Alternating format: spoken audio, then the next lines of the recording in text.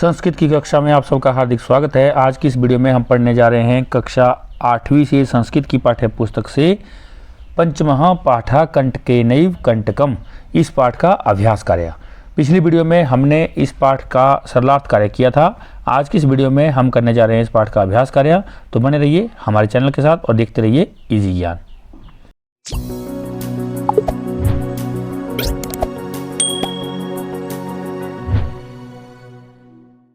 तो चलिए शुरू करते हैं। हमारा पहला प्रश्न है, एक पदेन उत्तरम लिखत, अर्थात आपने एक पद में उत्तर लिखना है। आपकी सुविधा के लिए प्रश्नों के उत्तर यहाँ पे दिए गए हैं, इनको देख करके आप अपनी कॉपी पर इसे उतार सकते हैं। क है व्याधस्य नाम किम आसीत, शिकारी का नाम क्या था? तो उत्तर हो जाएगा चंचलः। ख है चंचलः व्याघ्रम कुत्र दृष्टवान, चंचल ने बाघ को कहाँ देखा? तो उत्तर हो जाएगा जाले। ग है कस्मै किमपि अकार्यम न भवति, किसके लिए कुछ भी अकार्य नहीं होता, अर्थात ना करने वाला नहीं होता। क्षुधार्ता है जो भूख से व्याकुल होता है या जो भूखा होता है। घ है बदरी गुल्मानाम पृष्ठे का नीलीना आसीत, बैर की झाड़ियों के पीछे कौन छुपी हुई थी? उत्तर हो जाएगा लोमशिका, लोमड़ी। अंग है सर्वः किम समीहते, सब में क्या समाहित है? तो हो जाएगा स्वार्थम, स्वार्थ। च है निस्सहायो व्याधः किम अयाचत, निस्सहाय शिकारी क्या याचना करने लगा? उत्तर हो जाएगा प्राण भिक्षाम, अर्थात प्राणों की भिक्षा। प्रश्न नंबर 2 है पूर्ण वाक्येन उत्तरत, अब आपने पूर्ण वाक्य में उत्तर देना है। जैसा कि मैंने आपको पिछली वीडियो में भी बताया है कि पूर्ण वाक्य में उत्तर देते हुए आपने केवल प्रश्नवाचक शब्द को हटाना है और उसके स्थान पर आपने उत्तर वाला शब्द डालना है, जिससे आपका यह पूर्ण वाक्य वाला प्रश्न का उत्तर बन जाएगा और बाकी आपने वैसे का वैसा ही से उतार देना है। तो देखिए किस तरह से करेंगे हम।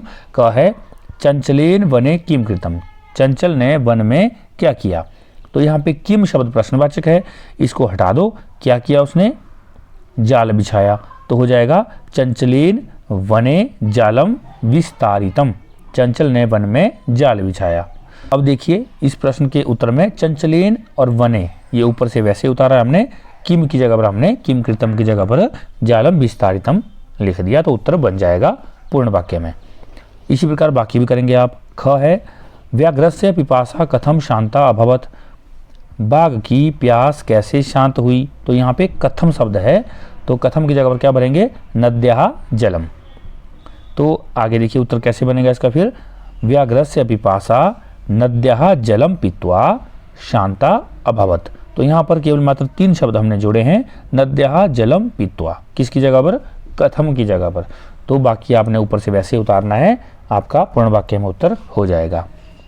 ग है जलम पीत्वा व्याघ्रः किम अवदत, जल पीकर के बाघ ने क्या बोला? तो उत्तर हो जाएगा जलम पीत्वा व्याघ्रः अवदत सांप्रतम बुभुक्षितो अस्मि इदानीम अहम त्वाम खादिष्यामि, जल पीकर के बाघ ने बोला अभी मैं भूखा हूँ, अब मैं तुम्हें खाऊंगा। घ है चंचलः मातरि स्वसः इति काम संबोधितवान, चंचल ने मौसी ऐसा किसे संबोधित किया? उत्तर हो जाएगा चंचलः मातरि स्वसः इति लोमशिकाम संबोधितवान, चंचल ने मौसी इस प्रकार से लोमड़ी को संबोधित किया। अंग हैं जाले पुनः वद्धम व्याघ्रम दृष्ट्वा व्याधः किम अकरोत, जाल में फिर से बंधे हुए बाघ को देख करके शिकारी ने क्या किया? उत्तर हो जाएगा जाले पुनः वद्ध व्याघ्रम दृष्ट्वा व्याधः प्रसन्नः भूत्वा गृहम गतवान, जाल में फिर से बाघ को बंधा हुआ देख करके शिकारी प्रसन्न होकर के घर को चला गया। इस प्रकार से प्रश्नों के उत्तर हो जाएंगे। प्रश्न नंबर 3 है अधोलिखितानि वाक्यानि कह का कम काम प्रति कथयति, नीचे कुछ एक वाक्य दिए हैं, ये किसने कहे हैं और किसके प्रति कहे हैं, ये आप लोगों ने लिखना है। तो उदाहरण दिया है इदानीम अहम त्वाम खादिष्यामि, अब मैं तुम्हें खा जाऊंगा, ऐसा किसने कहा था? व्याघ्रः, किसको? व्याधम, शिकारी को कहा था। तो क होगा कल्याणम भवतु ते, तुम्हारा कल्याण हो, किसने कहा था? व्याघ्रः, बाघ ने कहा था। किसको कहा था? व्याधम, शिकारी को। ख है जनाः मयि स्नानं कुर्वन्ति, लोग मुझ में स्नान करते हैं। ऐसा किसने कहा था? नदी के जल ने कहा था, तो हो जाएगा नदी जलम। किसको कहा था? व्याधम अर्थात शिकारी को। ग है अहम तत्कृते धर्मम आचरितवान त्वया मिथ्या भणितम। मैंने तुम्हारे लिए धर्म का आचरण किया, पालन किया, तुमने झूठ बोला। ऐसा किसने कहा था? व्याध शिकारी ने। किसको कहा था उसने? व्याघ्रम बाघ को। घ है यत्र कुत्रापि छेदनम कुर्वन्ति, जहाँ कहीं से भी काट देते हैं। किसने कहा था ऐसा? वृक्ष ने, तो हो जाएगा वृक्षः व्याधम प्रति। अंग है संप्रति पुनः पुनः कुर्दनम कृत्वा दर्शया, फिर से बार बार कूद करके दिखाओ। किसने कहा था? लोमड़ी ने, तो हो जाएगा लोमशिका। और किसके प्रति कहा था? व्याघ्रम अर्थात बाघ के प्रति। इस तरह से इस प्रश्न का उत्तर हो जाएगा। प्रश्न नंबर 4 है रेखांकित पदम आधृत्य प्रश्न निर्माण कुरुत। आपको जिसके नीचे पद के नीचे रेखा लगी है उसको आधार बना करके प्रश्नों का निर्माण करना है। जैसा मैंने पहले बोला आपको, इसके लिए आपको किम शब्द पुल्लिंग, स्त्रीलिंग और नपुंसकलिंग में याद चाहिए, क्योंकि उसी के आधार पर यहाँ पर प्रश्नों का निर्माण होगा। क है व्याध व्याघ्रम जालात बही निर्सार्यत, शिकारी ने बाघ को जाल से बाहर निकाला। तो जाल से, जालात लिखा है तो हो जाएगा कस्मात, बाकी आप वैसे ही उतार लेना। ख है चंचलः वृक्षम उपगम्य अपृच्छत, चंचल वृक्ष के पास जाकर पूछता है। तो वृक्षम है तो हो जाएगा द्वितीय विभक्ति का एक वचन कम। ग है व्याघ्रः लोमशिकायै निखिलाम कथाम निवेद्यत, लोमशिकायै चतुर्थी व्यक्ति का एक वचन है तो हो जाएगा कस्यै। घ है मानवः वृक्षाणाम छायाम विरमति, मानव वृक्षों की छाया में विश्राम करते हैं। तो वृक्षाणाम षष्ठी व्यक्ति का बहुवचन है, केशाम हो जाएगा यहाँ पर, बाकी उतार लेना वैसा ही और प्रश्न बन जाएगा। अंग है व्याघ्र नद्याः जलेन व्याधस्य पिपासाम अशमयत, बाघ ने नदी के जल से शिकारी की प्यास शांत की। तो नद्याः यहाँ पर षष्ठी व्यक्ति है तो आप करेंगे षष्ठी व्यक्ति का एक वचन कस्याः। आगे देखिए प्रश्न नंबर 5 है मंजूषातः पदानि चित्वा कथाम पुर्यत, नीचे आपको एक कथा दी गई है और इस कथा के लिए आपको एक मंजूषा दी गई है।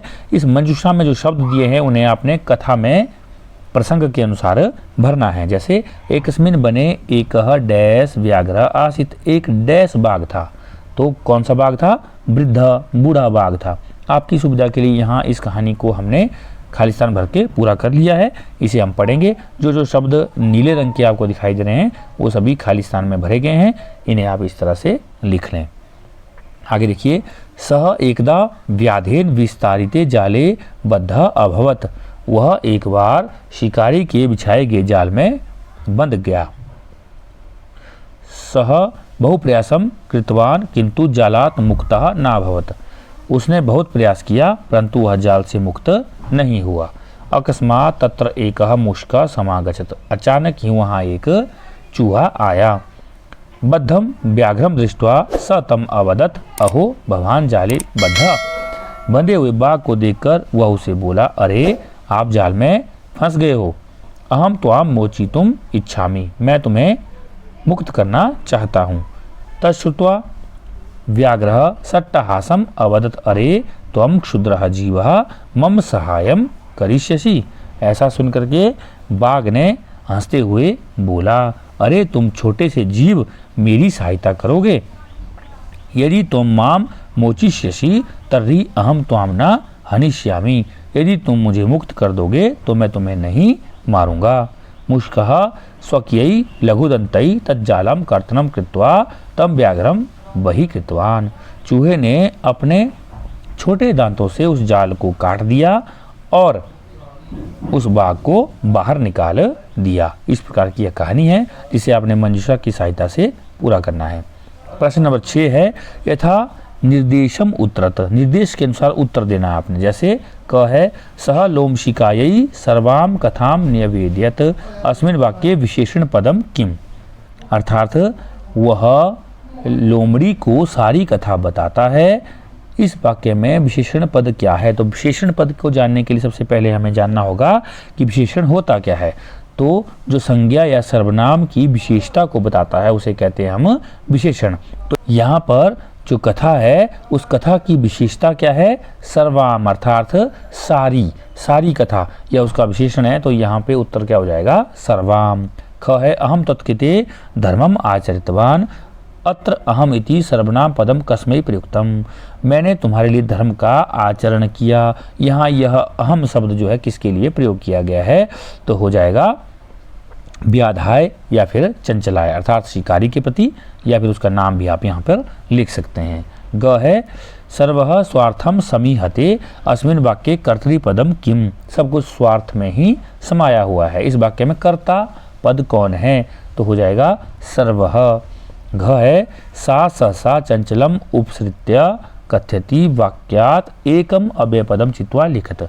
उसने वह अचानक ही चंचल के पास आकर कहती है। इस वाक्य में अव्यय पद जो है चुन करके लिखना है। अव्यय किसे कहते हैं यह जानना जरूरी है। तो अव्यय का अर्थ होता है जो पुल्लिंग, स्त्रीलिंग या नपुंसकलिंग के आने पर जिसमें परिवर्तन नहीं होता वह क्या होता है? अव्यय। तो यहाँ पर अव्यय कौन सा है हमारे पास? सहसा। तो उत्तर हो जाएगा सहसा। अंग है का वार्ता माम अपि विज्ञाप्य। क्या बात है मुझे भी बताओ। अस्मिन् वाक्ये क्रियापदम किम। इस वाक्य में क्रियापद क्या है? और क्रियापद का पद परिचय भी आपने लिखना है। तो क्रियापद क्या है सबसे पहले इसे देखिए। तो इस वाक्य में क्रियापद है विज्ञाप्य, ठीक है। और इसका पद परिचय जब हम करते हैं तो क्या हो जाएगा? वि उपसर्ग ज्ञा धातु लोट लकार के मध्यम पुरुष का एक वचन में यह रूप बनता है। तो इस प्रकार से इस प्रश्न का उत्तर हो जाएगा। प्रश्न नंबर 7 है उदाहरणानुसारम रिक्त स्थानानि पूरयत। उदाहरण के अनुसार आपने रिक्त स्थान भरने हैं। तो उदाहरण दिया है मातृ प्रथमा में क्या बनेगा? माता मातरऊ मातरः। स्वश्री का प्रथमा में क्या बन जाएगा? ये खाली स्थान है, इन्हें आपने भरना है। हमने यहाँ पे आपके लिए दे दिए हैं भर करके। स्वसा स्वसारऊ स्वसारः। मातृ का तृतीय में मात्रा मातृभ्याम मातृभी, यह उदाहरण है। स्वश्री का तृतीय में क्या बनेगा? स्वस्रा स्वश्रीभ्याम स्वश्रीभी। स्वश्री सप्तमी में उदाहरण दिया है स्वश्री स्वस्रो स्वश्रीषु। मातृ का सप्तमी में क्या बनेगा? मातरी मात्रो मातृषु। स्वश्री का षष्ठी में एग्जाम्पल दिया है स्वसुहु स्वस्रो स्वश्रीणाम। और मातृ का षष्ठी में क्या बनेगा? मातुहु मात्रो मातृणाम। अब इसका आ पाठ है धातुम प्रत्यम च लिखत। धातु और प्रत्यय को लिखना है। उदाहरण दिया इसका भी गंतुम। गंतुम में गम धातु है और तुमुन प्रत्यय है। दृष्टुम में दृश्य धातु के साथ तुमुन प्रत्यय। करणीय में क्री धातु के साथ अनियर प्रत्यय। पातुम में पा धातु के साथ तुमुन प्रत्यय। खादितुम में खाद धातु के साथ तुमुन प्रत्यय। कृत्वा में क्री धातु के साथ कत्वा प्रत्यय लगा हुआ है। तो ये थे हमारे इस पाठ के प्रश्नोत्तर। उम्मीद है आप लोगों को यह अच्छे से समझ आ गए होंगे और आपकी सुविधा के लिए हमने यहाँ पे इन्हें सॉल्व करके दिया है, जिसकी सहायता से आप अपनी कॉपी पर इन्हें उतार सकते हैं, लिख सकते हैं। इसी प्रकार की वीडियो को प्राप्त करने के लिए आप हमारे चैनल इजी ज्ञान को लाइक शेयर सब्सक्राइब जरूर करें। बेल आइकन को ऑल पर सेलेक्ट कर दें ताकि जैसे ही हम कोई दूसरी वीडियो आपके लिए लेकर आते हैं आप तक हमारी वीडियो की नोटिफिकेशन सबसे पहले पहुंच सके। इसी के साथ वीडियो में अंत तक बने रहने के लिए आप सबका हार्दिक धन्यवाद। मिलते हैं किसी दूसरी वीडियो में, तब तक के लिए नमस्कार। आपका दिन शुभ हो, मंगल हो।